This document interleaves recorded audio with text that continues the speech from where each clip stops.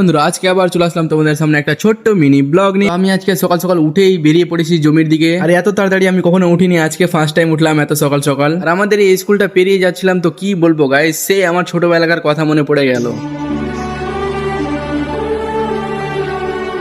আর সকাল সকাল জমিতে এসে এত সুন্দর ভিউ দেখতে পাবো গাইস, আমি কখনো ভাবতেই পারিনি। আর সেই সকালবেলার ভিউ এর মজা নিতে নিতে চললাম আমি জমির দিকে।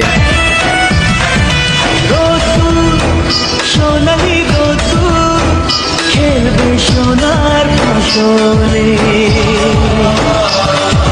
জমিতে এসে আবার এত সুন্দর ভিউ দেখা যায় গাইস, আমি কখনো ভাবতেই পারিনি। তো দেখতে পাচ্ছ সূর্য উঠছে এখন। এত সকাল সকাল উঠে জমিতে ফার্স্ট টাইম আসলাম গাইস আজকে, আর এসেই দেখতে পাচ্ছ কত সুন্দর ভিউ। আর আমি এখানে হাতে মকাই নিয়ে বেরিয়ে পড়েছি আমাদের জমির দিকে মকাই বুদার জন্য। তো আজকে আমি দেখাবো তোমাদেরকে আমাদের জমি। আর এদিকে একটু সামনে এসে দেখি আমাদের জমিতে পুরো নদী হয়ে গেছে গাইস, এত জল লেগে আছে কি বলবো। নিচের জমিতে তো জল লেগে আছে, সেই জন্য চলে আসলাম উপরে জমিতে এসে দেখি মেজো আব্বার জমিতে কাজ চলতেছে, সবাই মাকাই বুঝতেছে। তো এদের হবে, তারপরে আমাদের জমিতে যাবে কাজ করতে।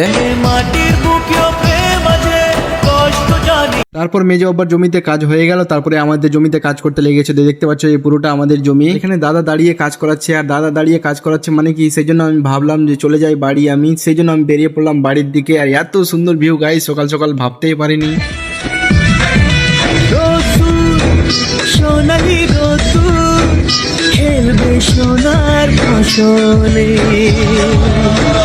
তারপরে তাড়াতাড়ি করে বাড়ি এসে রেডি হয়ে ফাইনালি বেরিয়ে পড়লাম আমি সুজাপুরে যাওয়ার জন্য। তারপরে ফাইনালি চলে আসলাম তামান্না হোটেল সুজাপুর, দেখতে পাচ্ছ। তারপরে ঢুকে গেলাম একটা ফোনের দোকানে, আর ফোন কিনেই বেরিয়ে পড়লাম আবার বাড়ির দিকে। সুজাপুরে কিছু থাকুক আর না থাকুক গাইস, এই জামটা থাকবেই থাকবে। আর এই জাম দেখতে দেখতে বেরিয়ে পড়লাম। তো চলো গাইস, দেখা হচ্ছে আবার নেক্সট মিনি ব্লগে। আজকের মতো টাটা বাই বাই।